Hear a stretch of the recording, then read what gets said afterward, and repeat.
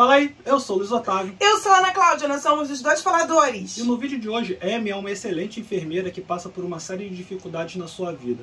As coisas ficam mais estranhas quando chega Charlie, um novo enfermeiro no hospital em que ela trabalha. Essa é a história de um enfermeiro da noite.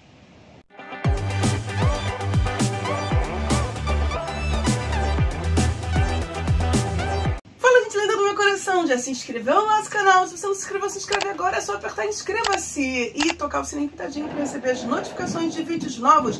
Liga não que esses fogos são pelo jogo do Flamengo e Atlético que nós vamos ter hoje. E, claro, deixa seu joinha, custa nada e pra gente vale muito. Comenta conosco, já assistiu, tá no Netflix. Assim, não é um vídeo que a gente vai falar se é com spoiler ou sem spoiler, porque é baseado numa história real. Então o filme já deixa bem claro o que está acontecendo. Se você não entendeu ainda, ele faz questão de elucidar logo para você. É uma história padrão, inclusive já foi feitos vários filmes ficcionais, inclusive, sobre esse caso. Já fizeram outras histórias reais, mas esse é baseado em fatos reais. Já teve episódio de Smallville baseado nessa história. Então você vai ter a Amy, que é uma enfermeira que está passando por um problema sério de saúde, inclusive, mas ela sempre foi uma boa enfermeira, ela sempre cuidou bem dos pacientes. Ela é uma boa dela, profissional e ela busca exatamente fazer o trabalho dela de forma correta. E não apenas na parte técnica, mas também na parte ética, que eu acho que é humana. Acho que é isso que o filme quer de alguma forma também trazer à tona. Porque o cara trabalhou por 16 anos como enfermeiro. Deixa eu só terminar de falar um pouco a história desculpa. antes da gente continuar Eu que falando. falar isso também era falar da história dele.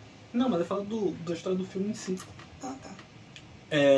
E aí chega então o Charlie, que os pacientes começam a morrer misteriosamente, pacientes que ou estavam se recuperando, ou pacientes de casos um pouco mais sérios começam a morrer, e aí a polícia começa a investigar o caso. Né? E aí a gente vai começar a acompanhar o filme então da perspectiva da Amy, que começa de certa maneira a tentar entender o que está acontecendo também. Eu acho que, então, como eu estava falando, o dilema ético e humano, moral, né, do filme, que eu acho que é o aspecto mais interessante dele, porque desde o começo do filme você já está sabendo que está acontecendo uma investigação no hospital. Só que todos do hospital estão agindo de forma muito estranha. Estranho, está sendo legal, né? Chega a ser sinistra a forma como eles estão agindo. E, tipo, seguindo a regra, que a gente até ensina no direito, fale menos. Mas, ao mesmo tempo, estão tentando, de alguma forma, abafar o que aconteceu. E fica muito claro que o hospital sabe o que aconteceu. E, como eu já falado antes, ele sendo enfermeiro... Ou no mínimo desconfia. Né? Ele sendo enfermeiro por 16 anos... talvez nos primeiros casos pudesse até haver, mas quando você descobre que ele já tem um histórico de demissões, que ele tem uma rotatividade grande nos hospitais, mas nenhum dos hospitais, por causa de medo de processos cíveis, acaba exatamente abafando a história, a questão, para que não venha ter que indenizar o paciente por ele ter sido assassinado. Porque eu acho, inclusive, que esse é o toque de terror do filme. Porque o hospital é um local onde você precisa confiar. Sim. Você precisa ter uma confiança cega no medicamento que estão te dando, que é aquele medicamento mesmo, que é aquele cara que tá te atendendo. Confiança cega não, né? Porque tu tem todo o direito de perguntar. Mas o paciente não sabe o que é aquilo. Como é que o paciente diz assim, é tal coisa que tá me dando. Beleza, mas não é cego. O cego é se tu fica, bota aí... Eu acho que é um pouco cego na medida que você não tem conhecimento técnico. Você tem que confiar que aquela pessoa que está te atendendo realmente é aquele profissional, né? Que ele realmente é formado para fazer aquilo e que ele está ali para fazer o melhor trabalho possível e acreditar que eles estão trabalhando para a tua cura. E o interessante desse caso é a aleatoriedade, né? Porque na medida que o método dele é colocar substâncias dentro do soro, e o soro está no estoque, ele, inclusive, não tem controle e cria uma aleatoriedade interessante para dificultar padrão. Sim. De saber se foi ele ou não envolvido na situação. Então a gente também não sabe, porque o filme também não retrata, se ele acaba aprendendo isso ao longo, né, da carreira dele como enfermeiro. Até porque foca no último caso, que é o caso que vai levá-lo à prisão. E essa aleatoriedade faz com que pacientes que talvez não fossem morrer, estivessem se recuperando, e pacientes que talvez fossem realmente morrer. Não. Os casos que mostram no filme, basicamente o pessoal estava começando, no mínimo, a se recuperar. Não eram casos... a senhorinha era um caso sério, mas ela estava começando a entrar na fase de recuperação. A outra sofreu um acidente de carro, estava bem, estava falando, conversando, só estava toda machucada por causa do acidente. E então, não é nem aquele papo que em dado momento você pensa assim, ele resolveu matar para acabar com o sofrimento da pessoa. Porque ele está trabalhando com o negócio de eutanásia. Não é isso, é matar por matar, assim, e até eu ia falar que a necessidade ou o prazer, mas até isso é complicado, porque não fica claro, ele não diz. Que nem sempre ele está no hospital no dia que a pessoa morre, porque, por exemplo, eu acho que quando a Ana Martins morre, ou quando a outra, a Kelly morre, Kelly Anderson, eu acho que ele não está no hospital. Então, assim, no caso, eu até pensei assim, pô, será que talvez seja uma síndrome de Munchausen por procuração? Não é, porque não tem um vínculo forte. Vamos supor que eu não saiba o que é síndrome de Munchausen por procuração. Vamos supor que eu não saiba. Tá? Assim, de repente alguém está assistindo esse vídeo e não sabe o que é. É a necessidade que a pessoa tem de colocar-se... A de Munchausen é a pessoa criar situações em que ela fica doente, ou ela procura a doença para receber atenção.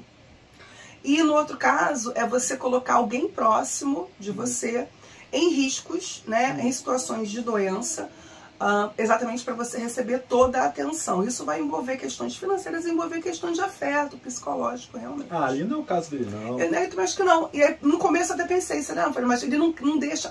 Porque como, eu pensei, será que ele cria um vínculo com o paciente? Aí, não. Depois eu fiquei pensando numa síndrome que eu não sei se tem nome, que às vezes acomete algumas pessoas da área da saúde, que é uma síndrome de você tentar ressuscitar a pessoa e ter aquela adrenalina de você salvar a vida do indivíduo e a pessoa então se recupera e você sentir, sou um deus, sou um herói. Mas ele não faz isso também.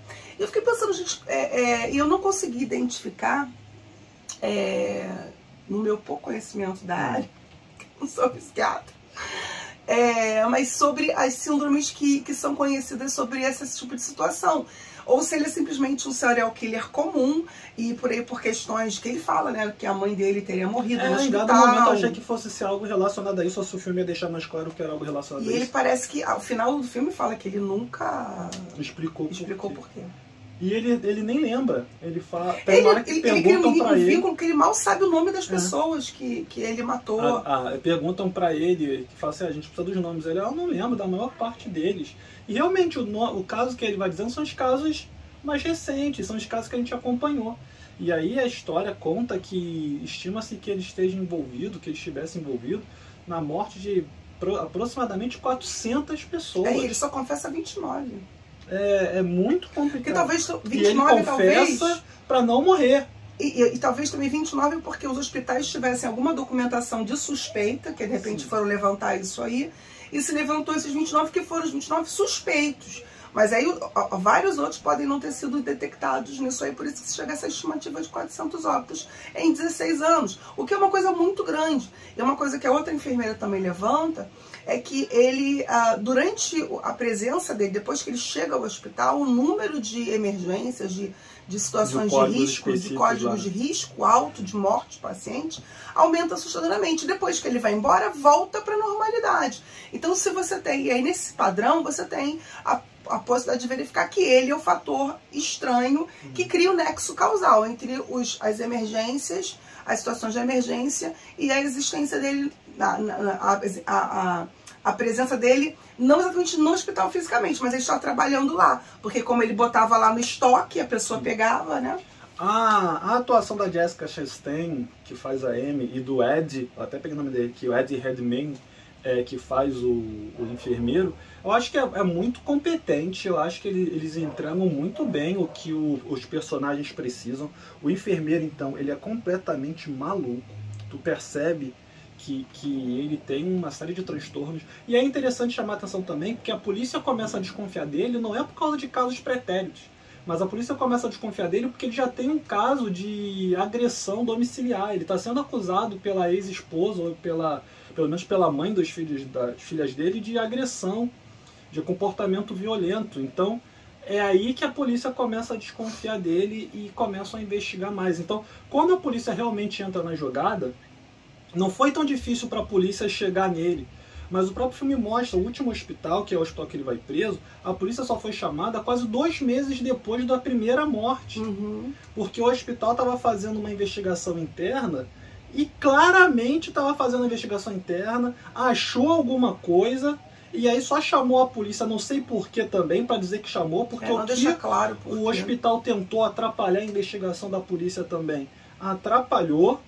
Acho que talvez só para dizer assim, fiz a minha parte, sim, tanto que eu cheguei a chamar a polícia, mas aí não dei mecanismos suficientes. Porque se a Amy não abre a boca, sim, ia acontecer como aconteceu em todos os outros hospitais. E ele já estava indo para um outro hospital na Pensilvânia para continuar a loucura dele. Então, assim, e isso é uma coisa que a Amy se preocupa e que faz com que a gente também se preocupe, né? Pensar que tantos profissionais, tantas pessoas desconfiaram do procedimento dele, ao ponto dele ser demitido. Geralmente procuravam causas esdrúxulas pelo último caso, umas bobeirinhas, umas filigramas assim, para poder demiti-lo e depois dizer que não foi pelo procedimento profissional, foi por uma bobagem que ele não deu uma informação correta, não acho. O contrato proíbe isso. Boba. O contrato proíbe isso, então estou demitindo ele.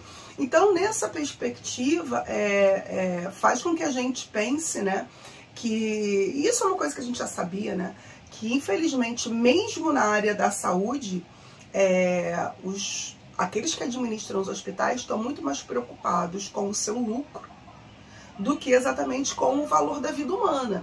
E se tiver que colocar uma pessoa... Lucro e imagem, né? Se tiver que colocar um paciente em risco ou simplesmente abafar o que realmente aconteceu naquele hospital, vai ser abafado para não se pagar uma indenização à família, né, na medida que, ou também não ser responsabilizado por cúmplice, né? Não sei se a lei americana poderia fazer isso, mas aqui no Brasil, qualquer um que participa e de alguma forma colabora, mesmo às vezes com o silêncio, se torna partícipe ou cúmplice de um crime.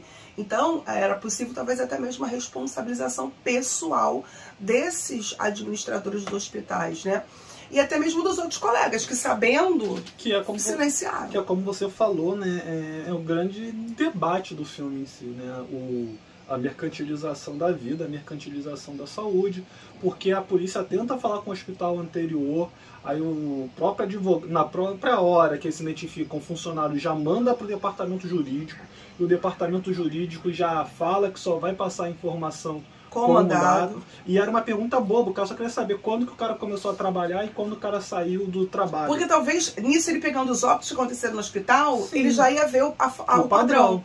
E aí, de novo, era uma forma também de verificar. E aí eles não queriam estar se responsabilizando por isso. Então, assim, é muito assustador, como também é assustador a falta de responsabilidade do empregador diante da saúde do seu empregado. Você vê que ela é uma enfermeira ou uma boa profissional dedicada, é um trabalho duro, um trabalho cansativo, e ela, sendo cardiopata, acaba tendo realmente dificuldades para executar o trabalho dela. Mas você vê que ela está dando tudo de si ali. E ela é nova na clínica também. Porque ela precisa passar a carência. Aqui no Brasil, a assistência é imediata, pelo menos tanto na rede privada quanto na rede pública. Uma vez estando registrado e iniciado o contrato de trabalho, não há carência para qualquer tipo de problema de saúde do funcionário. Mas lembrando, desde que ele seja alguém vinculado, né, com carteira de trabalho, CLT, porque aí o funcionário terceirizado já é uma outra questão, o autônomo já não teria essa responsabilização.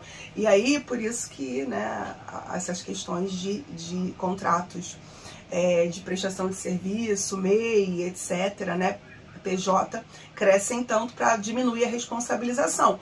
E, ao mesmo tempo, você vê que ela tem uma vida dura.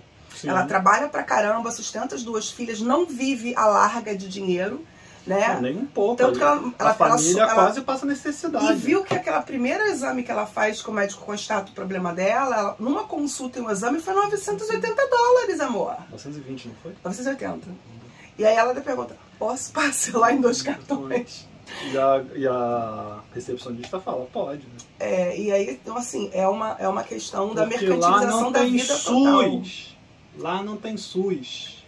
Então, mesmo que ela não tivesse dinheiro, se ela não tivesse dinheiro, ou ela teria que ficar esperando no hospital dela, que ela trabalhava, a carência acabar, ou ela teria que, então, morrer. Ou pagar. Não, porque pagar não tinha como, talvez, né? Não, mas aí pagar uma operação total. E aí ia ficar não sei quanto tempo parada, e aí provavelmente o hospital não ia querer continuar com ela, essas coisas todas, quem ia tomar conta das filhas dela.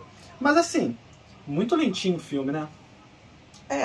Muito lentinho. Eu não me incomodo, não. Ah, em dado momento me incomodou um pouco. Me incomodou, assim, não. Como tá com esse monte de barulho passando hoje no fundo, mas me incomodou. Às vezes eu achava que as coisas...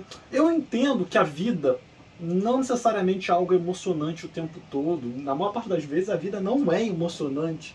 E ali eles tentaram, pelo menos, ao que parece ser, fazer um retrato mais fiel da situação. Mais intimista, né? Então eu não achei assim, porque como eu sou muito fã de cinema europeu, cinema asiático, séries asiáticas, séries europeias, então pra mim...